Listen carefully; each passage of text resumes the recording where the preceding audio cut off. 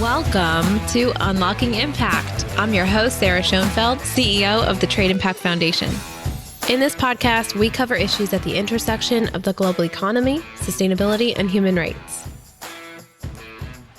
Today, we speak with Luiza Romero, an expert in blockchain and taxes, about the potential to utilize blockchain technology to increase government transparency.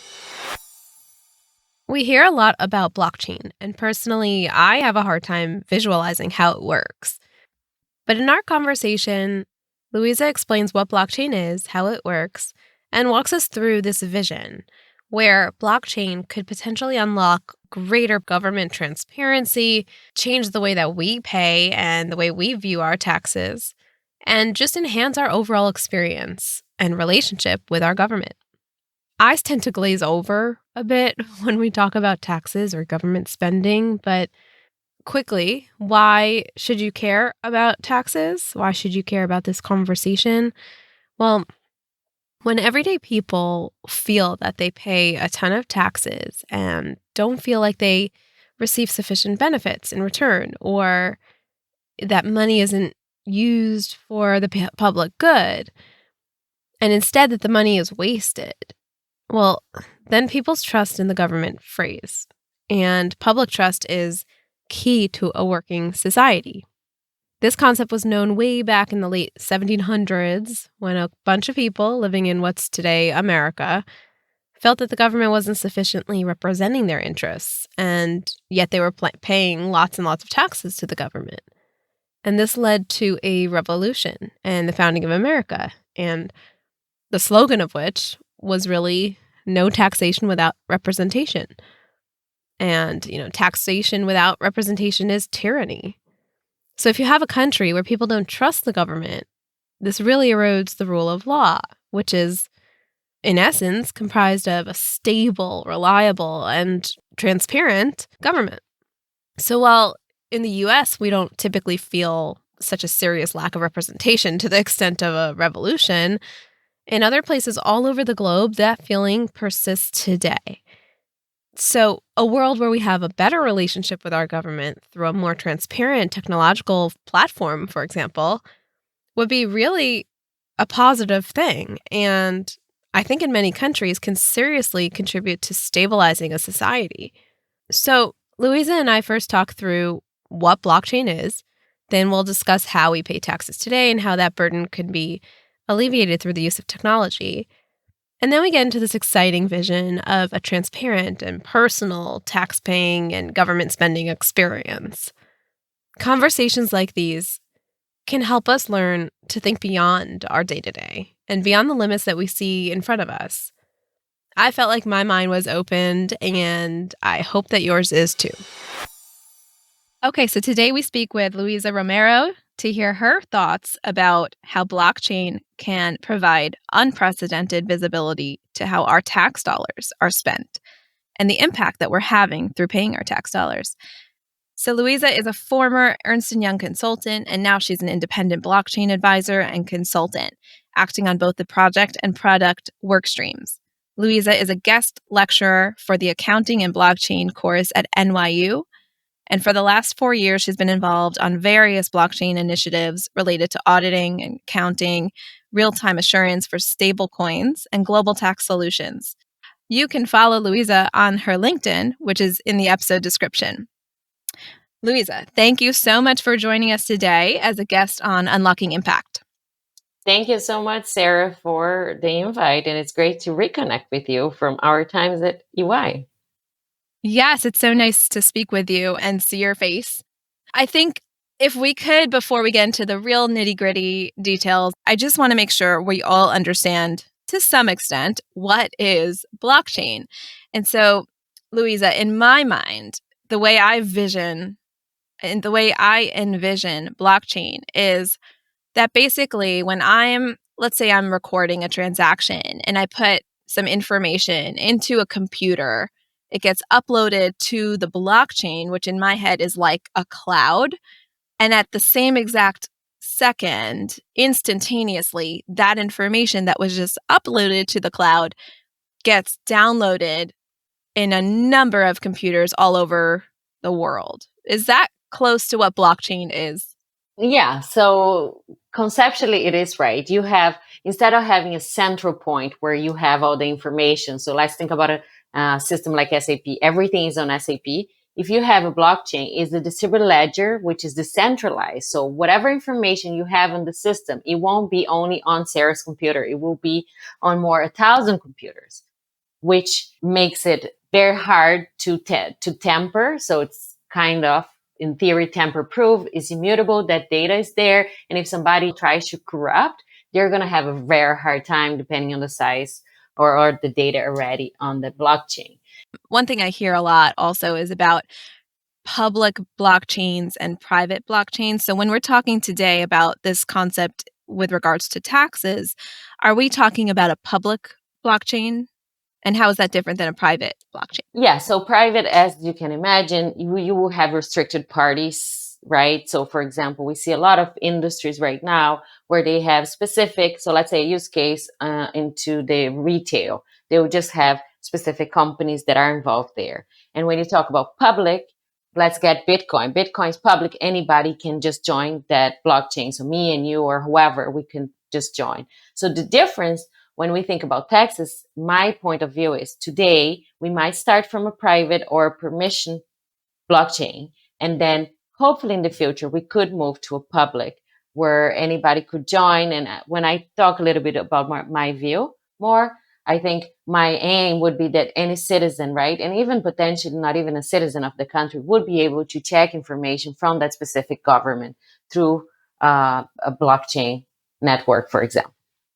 Okay. No, that's really helpful. Thanks for explaining a bit of that distinction. But so now turning to our discussion. So let's start by saying, okay, how do we pay taxes today? How do taxes closely impact our life as the taxpayer? Let's start on that end. Okay. So most of us, right, pay taxes every day. So every time, for example, you buy something, you're paying taxes, or when you receive your salaries, there's withholding taxes we see in our pay slip, or when you receive investment income, or when you have cross-border transactions. So for example, what you used to work with importation and exportation, right? There's tax involved on that, or property tax, or even depending on the countries, you have taxes on transfer of goods. You're just transferring from one state to the other, you need to pay taxes. And I think it's interesting, like at my NYU classes, I always say to the students, many people, right, they see taxes as a boring subject. It's very relevant to our day-to-day life. If you think about it, an American will pay, in average, more than 500,000 taxes throughout their lifetime. And if you get like a very expensive state like New Jersey, you'll pay almost 1 million. So it is something that is relevant. That's a crazy number. It is a crazy That's a number, right? really that really speaks to me. And I think one important point that at least I took for granted a lot was like coming from Brazil, I would see so many corruption, fraud cases, and so, oh, okay, here it goes again. But if you think about it, if somebody else is not collecting their taxes, somebody will need to collect. And people like us, right, that are doing the right thing, that are paying our taxes, we born with that cost. If somebody else is not paying, you're paying. If you're seeing those fraud or the evasion cases, you're paying the price. So why not, part of my journey into blockchain was why not try to fix this on the source and make it a better process. So potentially, like in cases like Estonia, for example, they digitize their government, they're using blockchain, and they were able to reduce the VAT rates, which for me, it just speaks by itself how you could improve that. And that, of course, reflects to citizens' lives because you're paying less taxes, you're getting better services. So it is very important, in my opinion. I saw this TikTok once, and this guy was saying, well, it was in the US, it was time to pay taxes. And he was saying, well, you know what? The IRS, the tax authority in the US, they actually know how much taxes you owe, but they want you to calculate it just for fun. And they're going to test you and see if you're right. But they know the right number because of so many factors, right, that we talked about with regards to withholding, that your paycheck is available in certain form to the government. So I think it's really interesting, this concept on the taxpayer side of, could we get rid of that process every year of, okay, I have to calculate how much I'm I owe for taxes. I have to, whether it's I'm doing it myself or I'm giving all this information to my accountant. Is there part of this vision that you have where you're taking that process out of the picture? Definitely. And actually, this was when had my aha moment, I always say, with blockchain, because first I was reading so much and it started with crypto, right? And just to make it clear, crypto is just a use case, cryptocurrency of blockchain, which is the most famous one. So the comparison is when you had internet, you had emails, right? And email was how you refer to the internet. And then crypto is the same for blockchain, right? It's the first and most famous case. So back in 2018, when I had my aha moment, it was about how you could change the way that we do taxes, and it was specifically to Latin America. And instead of sending, those endless returns every month or every year, why we can connect the taxpayers and the tax authorities into one place and get them to exchange that information, which in fact was already being exchanged in real time through the electronic invoices, and just get rid of that compliance, all like it's super cumbersome compliance, which in countries like Brazil, again, you spend more than 2,000 hours trying to comply with taxes. Yes, I totally see that this as the future where the compliance burden for the taxpayers, like companies are, and like you said, for us, will reduce drastically, which already happens in countries like Chile and Spain. They get their return, right? From the tax authorities, you can go, you can do some checks, see if everything's good, but you don't need to pay like a turbo tax and spend hours doing your taxes. Are their tax laws simpler? Probably. Well, when I moved to US, I'm like, what is this income tax for individuals? It was just insane. Brazil, it's like the corporate law or right VAT law. It's very hard, but here the individual for me was like overwhelming. I didn't even know how to start that TurboTax. So yes, and like in other countries, for example, like Colombia or Brazil, the government gives you the TurboTax equivalent, and you download for free. You input the information. It's not that complex that you need somebody translating in a nice user experience for you, like TurboTax. Right. It's almost like they want you to know how much you need to pay and to get it right and to just pay it. Right. Yeah, well, and also there are things that they don't know. So even though you heard this about RS, but think about it, like cryptocurrency is becoming super complex, and now there's a lot of opportunities for tax companies as well on that accounting audit.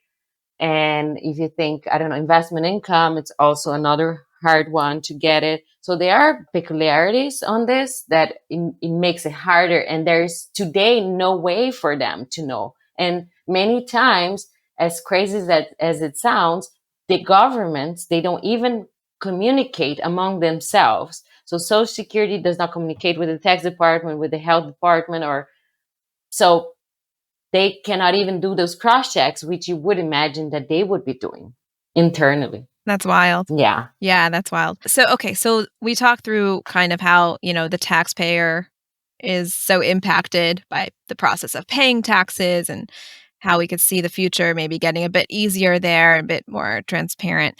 But now let's turn to okay, you give your money to the taxing authority and, the hope is that our tax money, your tax money, will be pooled with everyone else's and will be used for the greater good. That's that piece of trust. So most of the money that we pay on taxes, it's used to subsidize government expenses and needs, right? We should be the citizen needs in the end. So this varies a lot per country and their priorities. So again, when I was teaching at NYU, we tried to do a comparison and look, through different countries in different continents, what were the two largest expenditures. So if you think about New Zealand, for example, the top two are Social Security and health. In China is education and social security. In Brazil was welfare and health. And meanwhile, in US, you have social security, and the second one is defense, which for me was a little bit of surprise. I didn't know that they spend so much money with defense.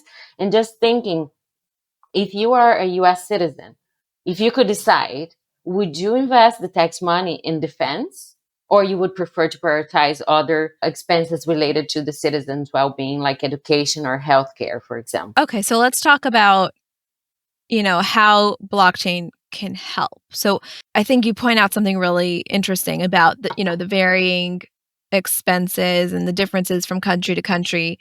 But even me as I'm a US taxpayer, the lack of visibility to how my money is being spent is something a bit eye-opening if you think about it, because sure, I could find, okay, the US spent X amount of dollars on defense or on healthcare, etc. But when it's in these giant numbers and, I'm only paying a small amount and I look at this giant number, it feels very removed from me. And I don't feel like I feel like it's not related to me. I feel like I'm not really involved in this giant transaction. Does that make sense? Yeah, no, totally right. It's so impersonal that's why I think we don't care many times. I'm personally really interested in seeing my money flow through the government and then like come out somewhere rather than like, oh, it's just going to get lost in the abyss. Coming from Brazil is just like hopeless when you think about the government and the politicians. You're like, okay, here goes another election. Oh my gosh, like who cares? It's just they're gonna do the same thing. They're gonna steal our money. So what if we could change that? What if connecting these different parts and we could share the data and allowing more collaboration and increase the transparency and the trust? If I knew I could make my politicians more accountable or the government more accountable, would that change the way I see taxes, for example? What if I could program rules into that decentralized ledger where instead of, like you said, me waiting for you to send me the return by the end of the year to see if that's what I expected, we could program the rules right away. And me as a government and you as a taxpayer, we could see that information real time. Wouldn't that improve our relationship and the trust and having that info real time like we have everything today? One thing that sounded real hopeful in your discussion was, well, if you're looking at certain countries around the world, you gave the example of Brazil, but I think every country struggles with this to some extent, some more than others. There's this lack of trust that your government, will use the money in a good faith way throughout the government from start to finish. And something that I really value in the United States governance structure is the concept of checks and balances. I know that everything's been politicized, and so that lessens some of the checks and balances. And I think that's where, as a country, the US really needs to focus. So when you spoke about the power of blockchain and how we can all be involved, that's something that stood out to me, where it's almost like we can participate in that process of checks and balances, where the public would act as almost a separate branch of the government where we are more involved, we're more aware, and perhaps that can lead to better actions on the part of public actors throughout the world. Well, and that's a great segue to tell you a little bit about my crazy view about taxes, which I don't think is crazy anymore. But when I start saying this to people, would laugh and like, yeah, actually, you're right. Which was so. I believe that in some years, our kids or grandkids at least, right? They will come home one day and say, I learned today in school that back in 2021, you used to give 40% of your salary to the government every month, and you had no idea how the money was spent. What was wrong with you?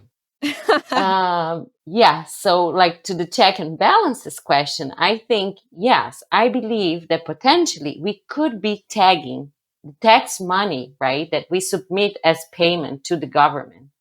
And it will be possible one day, especially now with the implementation what's called CBDC, which is central bank digital currencies, where they are digitizing the fiat money, like we saw in China, Eastern Caribbean, and Bahamas, for example. I believe it would be possible to tag the money and track where that money is being spent.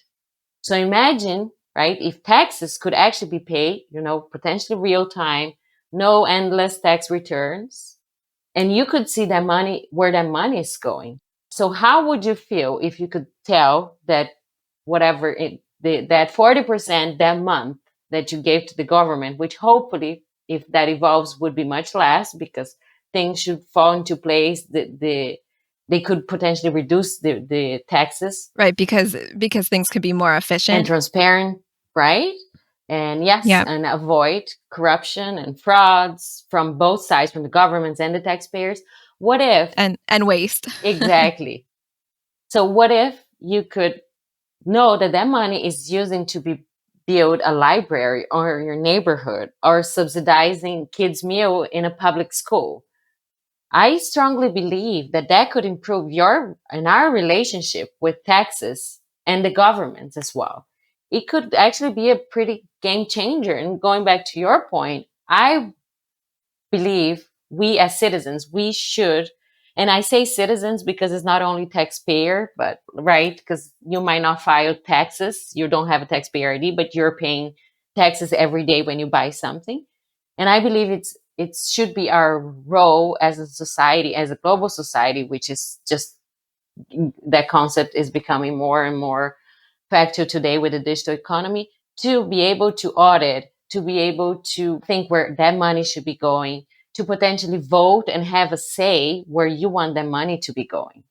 And who knows, even get maybe that politician that you voted, you can get rid of it because they didn't accomplish what they said that they would. And there is an accountability. There is a way you can measure that.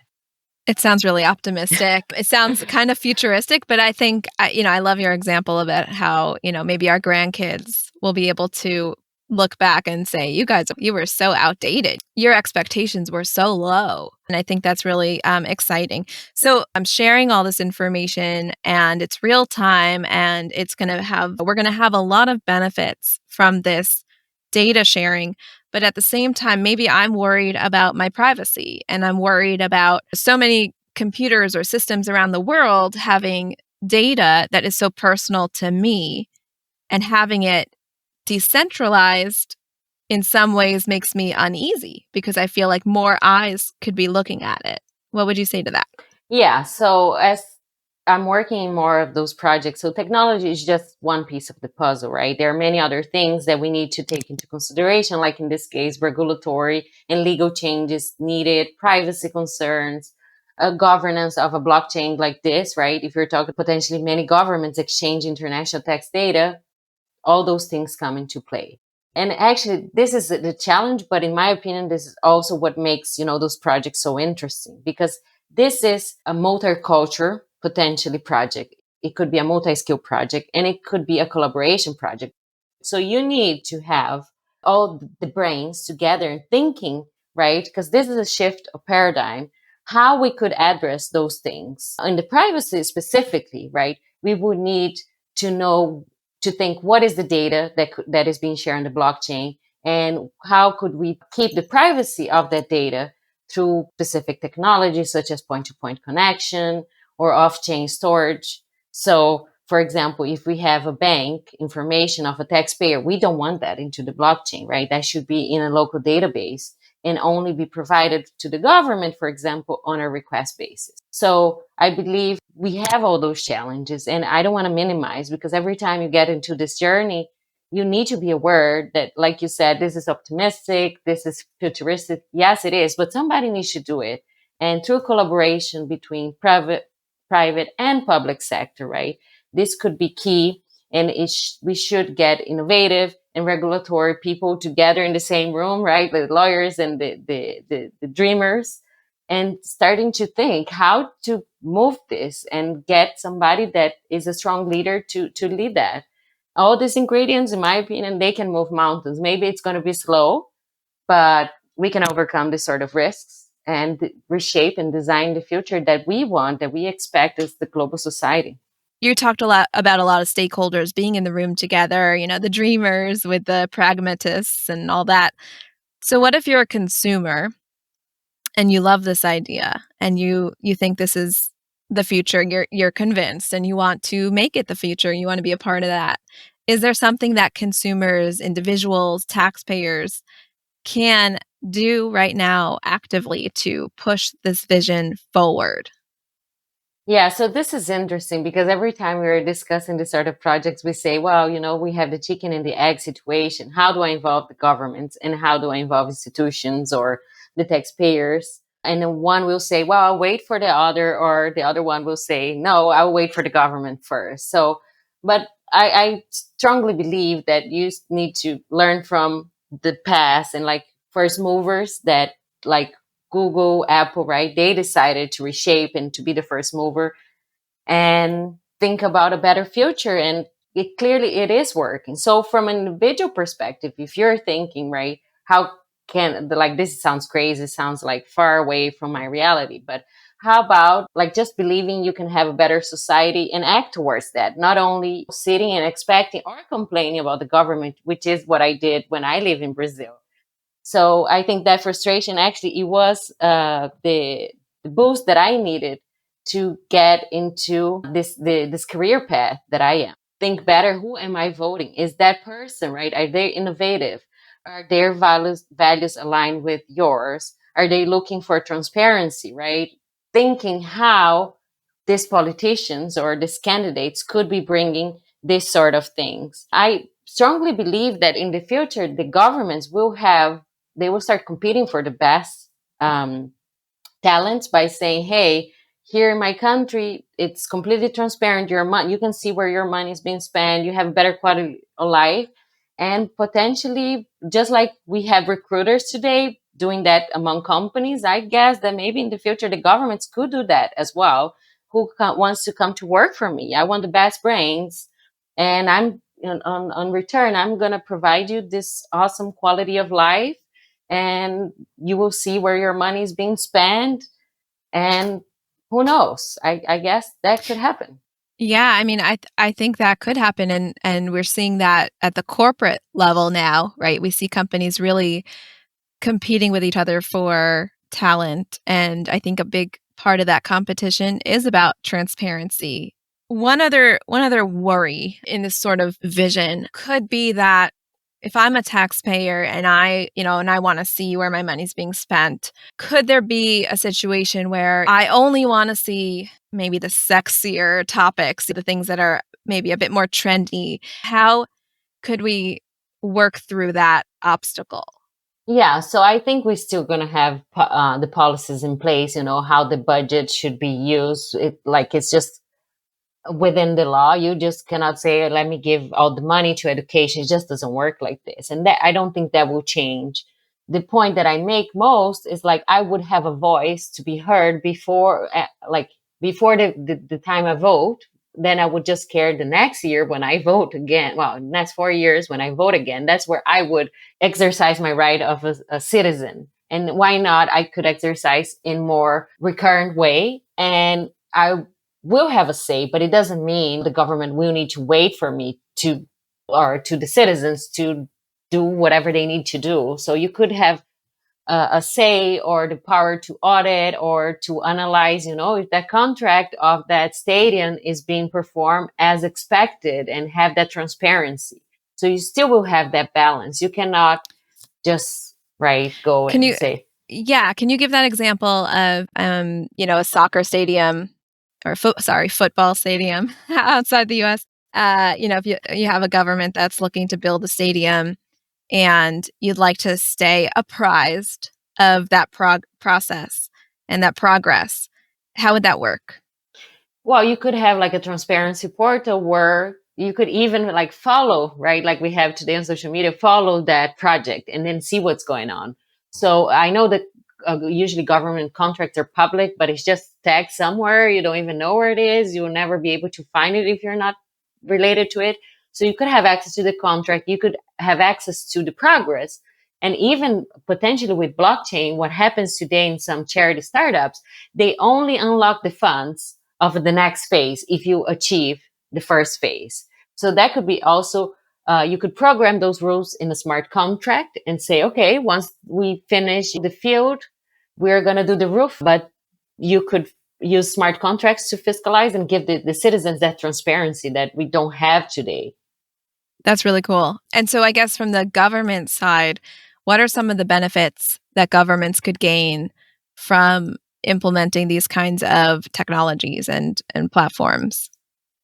Well, going back, I think, to the point that I mentioned earlier, I think they will provide a better experience to their citizens, right? They would, I believe, they could be using that to compete for talents like we see in companies today. If you have a better quality of life in a specific country, would you be willing to move, I don't know, to Singapore and work there, knowing that you have good quality of life, your tax money is being spent on things that you believe? Would you? Just like today we have organic, right? Vegetables. You choose to pay a little bit more expensive because you want that specific quality. When you choose maybe a different country because they have the values that are more aligned to yours. And maybe your citizens are okay with higher taxes if they know that their taxes are having an impact, right? Well, and that's funny that you're saying this. When I moved from Brazil to US, our income taxes in Brazil is 27%. And here, in my first paycheck in New York, I was like, where is my money? Like 40%, it's gone. I'm like, how am I going to survive? I had no idea. But if you ask me, I prefer to pay the 40 than the 27 in Brazil just for the things that I get. And I feel safe. I have, well, I won't go to the health system, but I have better quality of life. I have a good transportation. So yes, I would say based on my personal experience, I would. So let's just wrap up with a final question. So we're always at this community, we're always looking to continue our growth, both personal and professional. And can you speak to one or two skills or areas of knowledge or just general things that you're looking to continue to develop or learn, or an area where you want to grow at this point in your career, at this point in your life? Let's wrap up with that.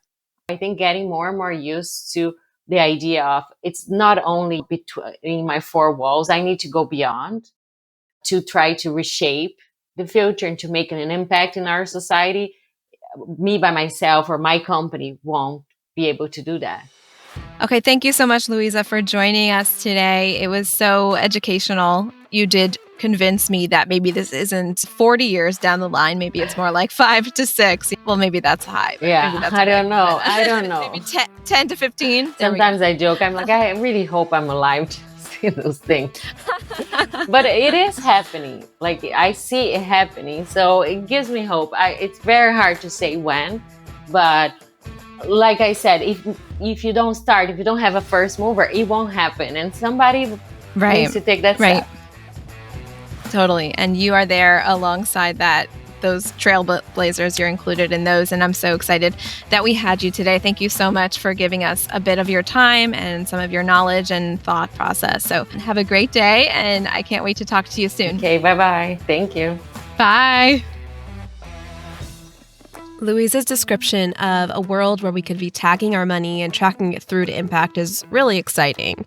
It would make the fiscal experience so much more personal and can really lead to greater government accountability, like we discussed. And that would help optimize the impact of every single dollar. And Luiza talked about following a project. It's really not that hard to imagine being able to do that, given all the different things we follow today. If you vote for a politician and that politician promises a new initiative on, let's say, public housing, wouldn't you want to track that throughout the year instead of looking backwards at the next election cycle and thinking, well, did they follow through with that promise? And wait, what was the promise after all? What exactly did they say they'd do? And like I said at the beginning of the show, anything that increases the government transparency and makes our relationship better is good for the public trust. And that's something that's great for a stable society, which we love to see here, because that's how you foster human rights all around the world. Stable societies are the first part, right? So thank you so much for joining us today on Unlocking Impact. We so appreciate your time and your support. If you enjoyed today's episode, please subscribe to the show. And as always, if you have any questions or topics that you'd like us to cover, you can email me directly at sarah@unlockingimpact.com. I hope you join us next week.